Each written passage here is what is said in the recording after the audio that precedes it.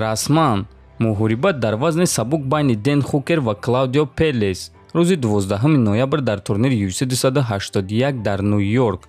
Ассалому алайкум дӯстон, хушомадем ба шабакаи мо. дар навори имрӯза оиди тозатарин ва муҳимтарин хабарҳо аз ҷаҳони ММА гап мезанем. дар ягон ҷо нишаста лайкро зер кунен, мо боша наворро оғоз мекунем.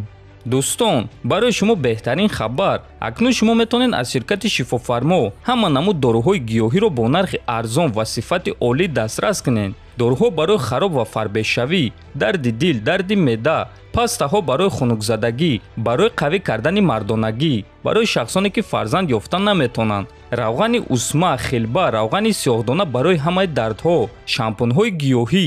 худи ҳозир ба номерҳои дар рӯи экран буда занг зада доруҳои даркории худро бо нархи арзон дастрас кунед ва ҳатман аз номи канали Паҳлавон гап занед. ҳамин гуна шумо ҳам доруҳои даркории худро дастрас мекунед ва ҳам канали моро дастгирӣ мекунед. ситораи UFC Шон О'Мелли ният дорад ки чемпиони пешинаи UFC рақиби навбатии худ Пётр Янро ба нокаут равон кунад. ҳар боре ки ман ба ҷанг мебарам, ҳадафи ман рақибро ба нокаут роҳӣ кардан аст, ӯро рӯ ба замин афтондан. ман рақибро фавран шикаст додан мехоҳам. ин чиз ҳадафи доимии ман аст. ба назари ман Пётр Ян яке аз беҳтарин ҷангварҳои ҷаҳон новобаста аз вазн аст.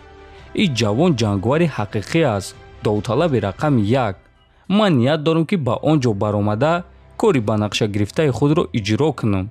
аммо агар ҳамаи кор барор гира, ман коре мекунам ки ӯро ба нокаут равон кунам, гуфтааст О'Мелли.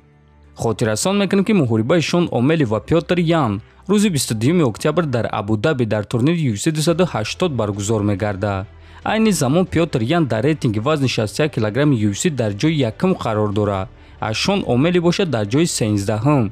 ва агар ки Шон О'Мелли дар ин муҳориба ғолиб шавад, пас шояд ки ӯ муҳорибаи навбатии худро барои камарбанд гузаронад. президенти UFC Дана Вайт гуфт ки Камару Усман баъди мағлуб шуданаш ба ӯ чӣ гуфт.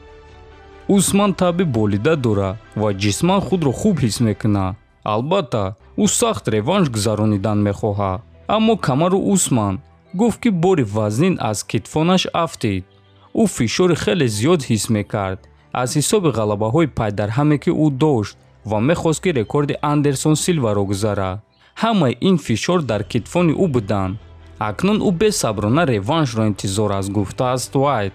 дӯстон, фикр мекунем ки UFC бояд ба Усман реванш диҳанд, чунки ӯ ин чизро сазовор аст ва чӣ хеле ки мебинем ин идея ба худи президенти UFC Дана Вайт низ писанд аст. ҳамчунин шаби гузашта довталаб барои камарбанди вазни сабуки UFC Ислам Махачев Камару Усманро дастгирӣ карда оиди ӯ чунин суханҳо гуфт. Камару Усман шахсе ҳаст ки аз хатогиҳои худ ибрат мегирад. бесаброна бозгашти сахти ӯро интизорам, навиштааст Махачев. ва дӯстон, чӣ хеле ки гап оиди Махачев рафт, биёин оиди рақиби ӯ Чарлз Оливера низ гап мезанем, ки ӯ шаби гузашта эълон кард ки баъди муҳориба бо Ислам Махачев омода аст ки баъди 3 моҳ бо Конор Макгрегор муҳориба гузаронад. ба ман ин гуна сценария маъқул аст. ин кори олиҷаноб мешуд. мо талаб кардем ки муҳориба бо Макгрегорро дар Бразилия ташкил кунанд ва умедворем ки ҳамин гуна мешавад. ман дар ҳақиқат боварӣ дорам ки ин муҳориба соли оянда баргузор мегардад. ин ягона сабабе ҳаст ки ман барои муҳориба бо Махачев розӣ шудам. чӣ қадар ғалабаҳои ман зиёд шавад, ҳамон қадар шанси ман барои бо Макгрегор ҷангидан зиёд мешавад. ман мехоҳам вақте ки аз қафас берун шавам, донам ки рақиби навбатии ман кӣ мешавад ва ман пешакӣ мехоҳам Конорро огоҳ кунам ки дар Бразилия суханҳои ноҷо назанад, махсусан ба суроғаи ман, гуфтааст Оливера. дӯстон, чӣ хеле ки аллакай медонед, ман ин суханҳоро чанд маротиба гуфтагиам ва боз такрор мекунам ки ба пушти рақиб нигоҳ кардан ин кори хуб нест, хислати хуб нест. барои ҳамин Оливера ҳозир бояд ки танҳо дар фикри муҳориба бо Ислам Махачев бошад, чунки Ислам ягон бозича нест, балки рақиби хеле хатарнок аст. ва муҳорибаи Усман зидди Эдвардс нишон дод ки дар ин намуди варзиш ҳама кора шуданаш мумкин аст. барои ҳамин Оливера бояд Исламро ҷиддӣ қабул кунад. ногуфта намонад ки муҳорибаи унвонӣ дар вазни сабук байни ду довталаб Чарлз Оливера ва Ислам Махачев рӯзи 22 октябр дар Абу-Даби дар турнири UFC 280 баргузор мегардад ва муҳорибаи асосии турнир хоҳад шуд.